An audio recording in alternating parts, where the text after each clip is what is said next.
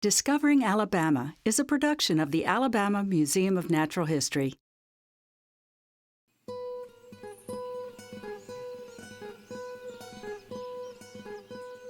The Alabama countryside. Vast, deep, wet, wild, fragile, fertile, fruitful.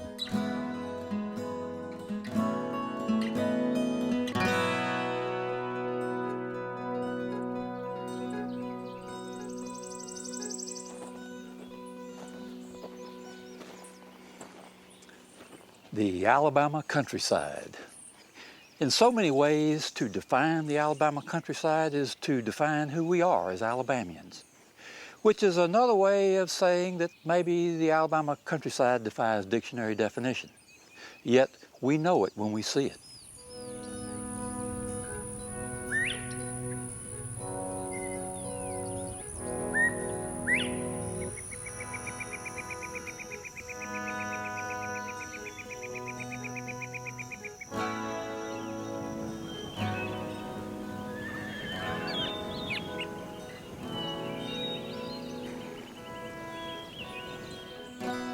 Hi, I'm Doug Phillips, and like so many of you, the Alabama countryside is in my blood.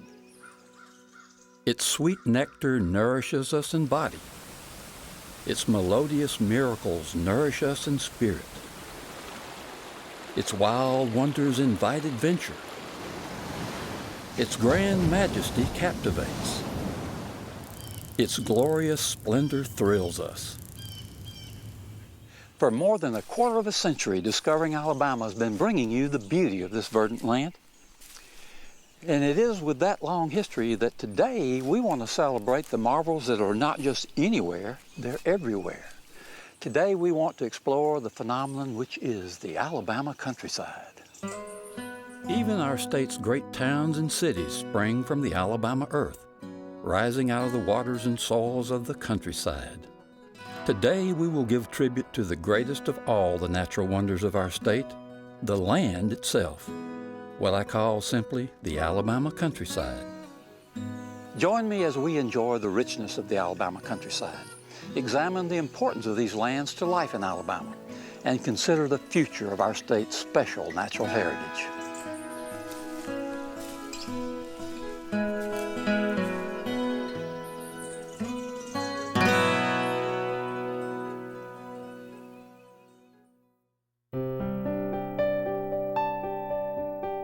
This program is about a land unknown to many people, a land that in many ways has maintained its native natural wonders, a place of bountiful backcountry, forests, streams, and wildlife more diverse than can be found in much of the inhabited world.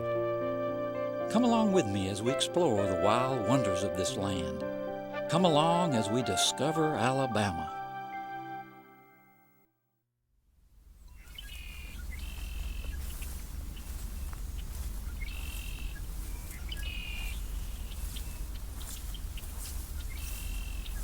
Welcome to Discovering Alabama, and welcome to, well, for years now we've been opening with a welcome to a specific area of our state.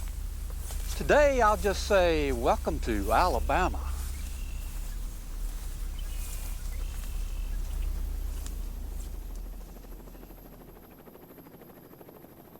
This land is your land. From the hardwood forests to the golden valleys, from the fertile plains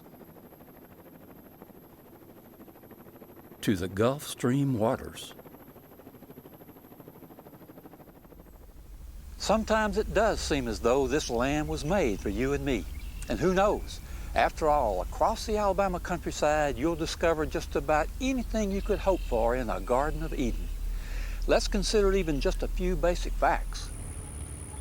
Alabama has more than 300 different soil types, many among the best in the world. Our countryside is laced with some 70,000 miles of rivers and streams.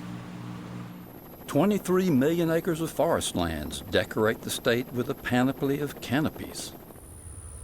More than 8.5 million acres of farmlands continue to cultivate a heritage that flourishes from deep within the fruitful history of the Alabama countryside. These facts and many more help educate us in the values of the Alabama countryside. But understanding the values of the Alabama countryside is more than an educational exercise for the mind. It's a matter of the heart. And today, well, I want to speak to you frankly about some of the concerns I have as we Alabamians consider the future of our state.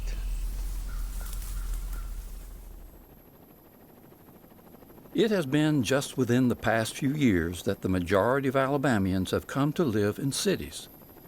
This represents far more than a demographic shift. This is a cultural shift. And just what does that mean for the Alabama countryside?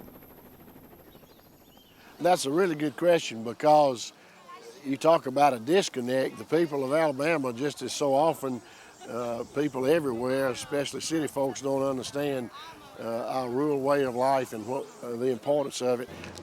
Today, less than 2% of our population feeds and clothes us and takes care of us, and that disconnect is a real serious problem, because so oftentimes what we see come out of the predominant urban population in the way of policy is not in the best interest of any of us and what it takes to produce, particularly our food supply. We cannot afford to let this nation become as dependent on foreign food as we are foreign fuels, for example, and that's a very real possibility. We already import a significant amount of our food supply, and that's just unacceptable. So somehow we've got to get that message out in an understandable way so that everybody knows where our food comes from and what makes it possible for it to be there. Well, it certainly shapes our attitudes about the way that we see the world and our perceptions of the world. Primary agents of socialization are where we come from, and our family and church and school, and those things for a person who's raised in a rural area take place in a rural area, and those are going to have a major influence on the way that they see the world. Well, I think they need to know how important it is that we here in the United States have the agricultural industry that we have, the fact that we have the most abundant, safest food supply in the world, and we're really privileged to have that, and we need to do whatever it takes to protect that. So many places, if you do much traveling in third world countries, you find out how fortunate we are to have that, and we certainly need to protect that, whatever it takes. The urban voters need to know that everything that we do directly affects them. It directly affects the prices that they pay in the grocery store, what they pay for their clothing, and it particularly affects, at no cost to them, clean air out there. You know, the breath of fresh air that you're getting today is provided by Muleshoe Plantation and the other folks around that grow all of these trees and put all this time and effort into it out there.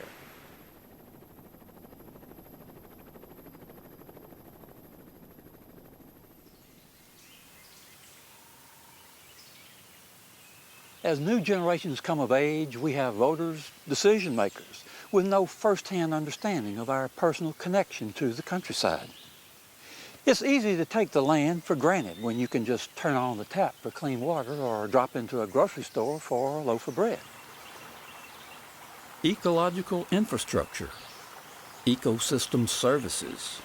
There are various terms used these days to describe the benefits nature provides. Some think of these as free services. I prefer to think of them as priceless. It's the greater society as a whole that reaps the economic and the environmental benefits of ecological services. Now the landowner, of course, he's the one that's doing things that helps the land provide these services, these environmental goods and services. But we as a society benefit from what all these individual landowners across this country are doing. They provide the fabric of this landscape that is functioning, again, to provide clean water, clean soil, healthy food, wildlife, viewscapes, air quality, name any of those environmental things that you want to talk about. It's these private landowners that do this. It's easy to take for granted the wealth provided to us by the nature of Alabama. There was a time, though, when that wealth turned to dust. Sadly, much of human history is a record of exploitation of the land for the quickest buck. Long before we invented the term urban sprawl, we had phrases like manifest destiny and cut out and get out. Unmanaged and unsustainable farming and logging practices left deep scars across the face of Alabama, across the face of America. Fortunately, during the darkest days of the Dust Bowl, a few wise individuals began to realize we could not continue taking without giving. After the Dust Bowl, it's about sustainability. You have to produce from the land so that we as people can sustain ourselves, our future generations, and not only us, but nature and wildlife together. And in Alabama, from that Dust Bowl day's time, we had 22 million acres of land in agricultural production. Today in Alabama, we only have 9 million acres of land. And every development that we have as society has been derived from a natural resource. So rather than thinking about what we have to do to take away, we have to think about what we have to do to give back. And the reason being is going back to the Dust Bowl days. Our agency was founded in the 30s in the Dust Bowl. And the founder of our agency, of course, it became statute, and the Soil Conservation Service is how we started. But the vision was that you needed local people, working with local people, acting as liaisons back to the federal government. And that's what the soil and water conservation districts are for. So when we come into a state or into a county and work with local landowners, we're actually working through other local landowners. And again, we're voluntary, and so it's an incentive-based type program. We're not regulatory at all. We work hand in hand with our land grant colleges and all the state agencies here in the state. It takes all of these folks working together, our local soil and water conservation districts. We work with Alabama Department of Environmental Management, we work with ACDNR, all the agencies, all the educational groups to deliver conservation and what it takes to support the economy of the state. A variety of agencies and organizations have collaborated for many years now to help farmers and landowners achieve two important goals. There are two things that we have to always pay attention to. One thing is to make money, and the other one is to save the environment. Make money, protect the environment. They're not mutually exclusive.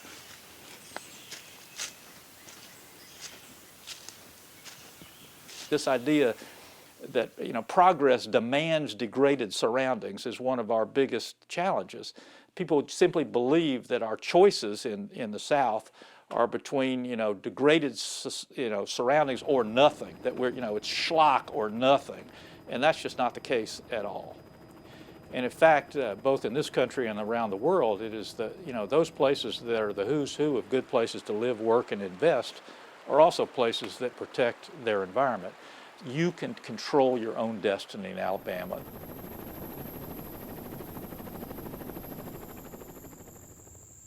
Can we? Can we control our destiny in Alabama? If the farmers who created the environmental conditions that led to the Dust Bowl had only known, would they have done things any differently? This, of course, is a question that history cannot answer. What history can tell us is that what we get tomorrow is a direct result of what we give today. Farmers learned the hard way, and now they have a perspective worth sharing with the rest of us. Growth is not bad. I'm not opposed. Folks say you're opposed to growth. I'm not opposed to growth. We got to grow. If we're not growing, who are we going to sell this wood to out here? Who are we going to sell the lumber to if we're not growing?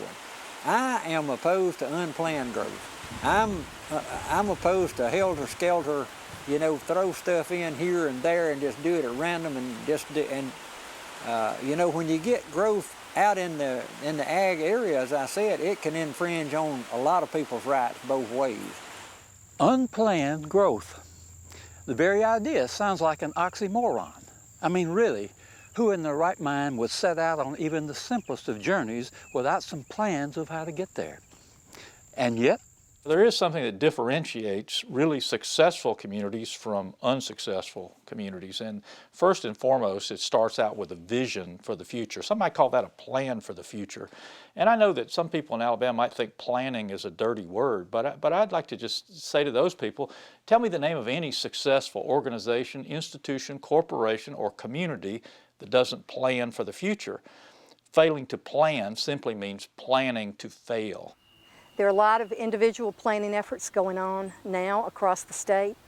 Different agencies are planning wildlife plans, forestry plans. Truly, the state does. All the plans need to be put into one overarching plan for the state of how it moves forward in the right way so that it sustains the economy, sustains the citizens, and sustains the natural environment. I think in Alabama that we're going to have to embrace some type of land use planning concept. I've seen it work in other states. What is agriculture is agriculture. What is forest.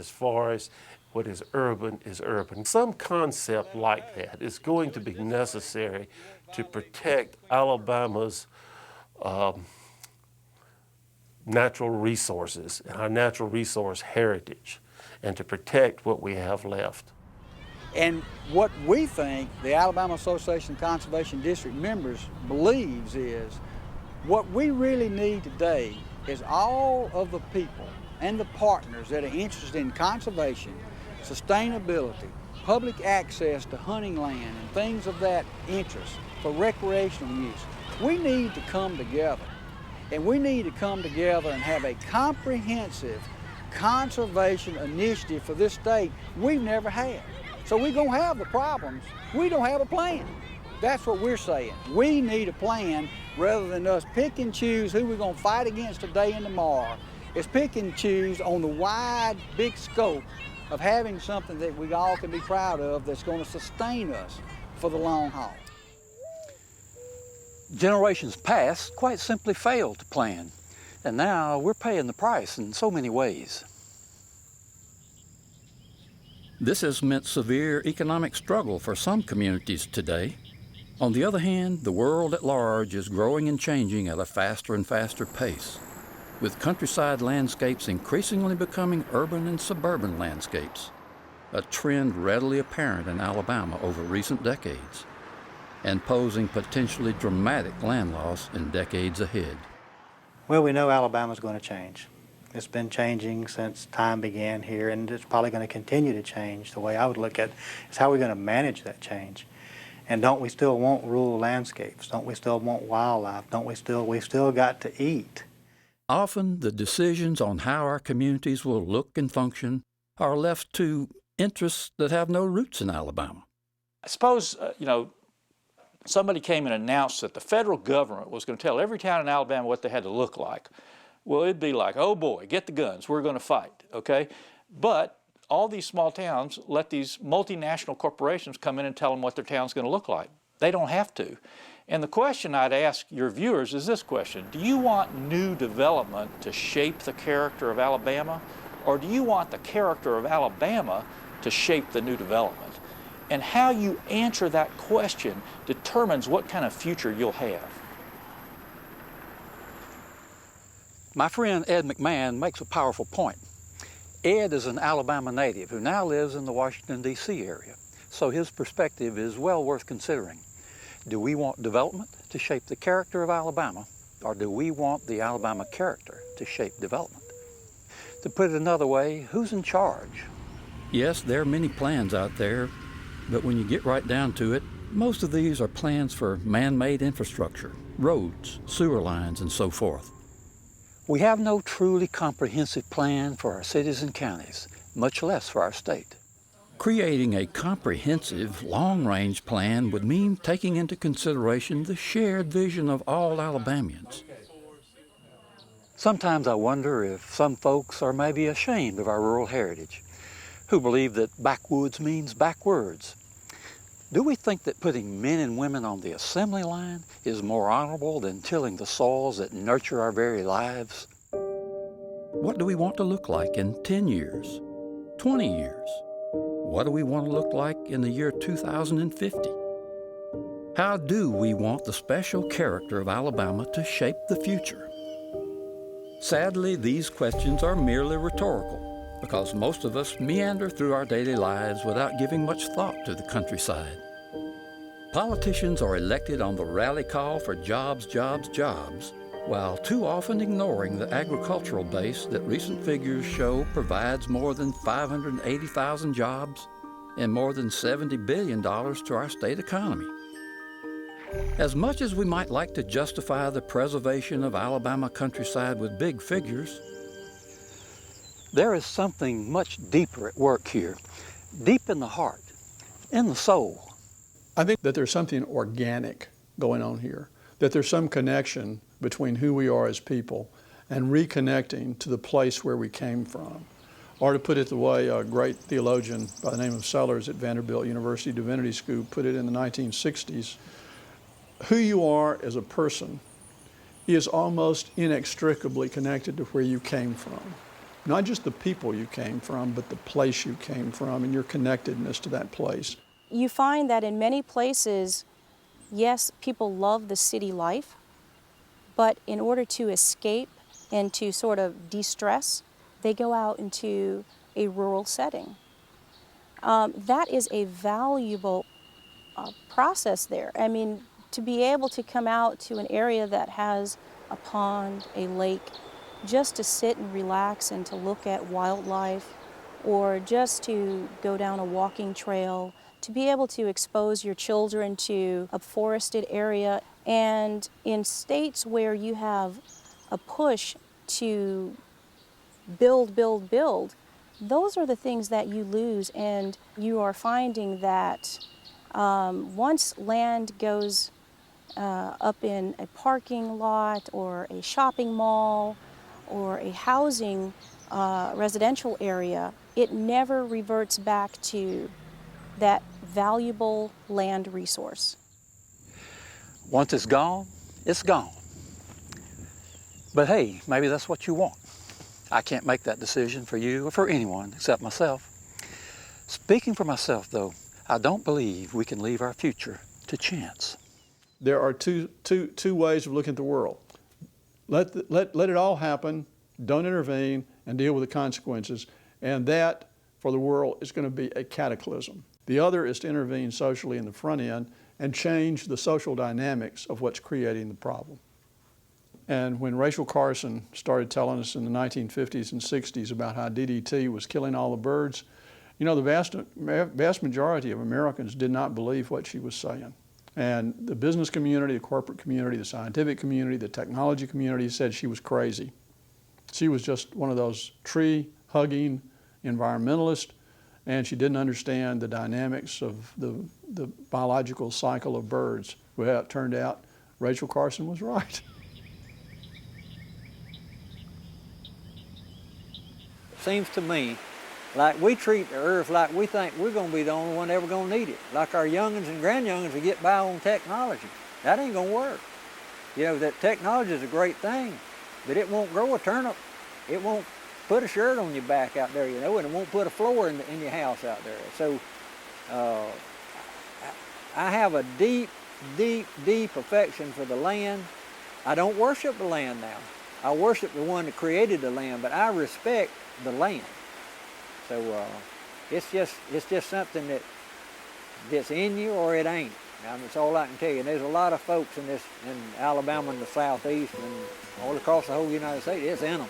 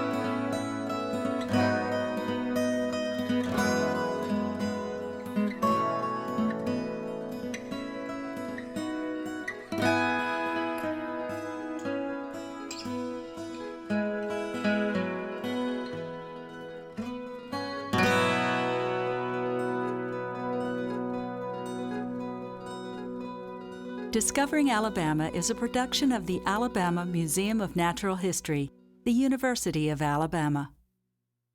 This program is supported by grants from the Solon and Martha Dixon Foundation, the Alabama Wildlife Federation, working for wildlife since 1935,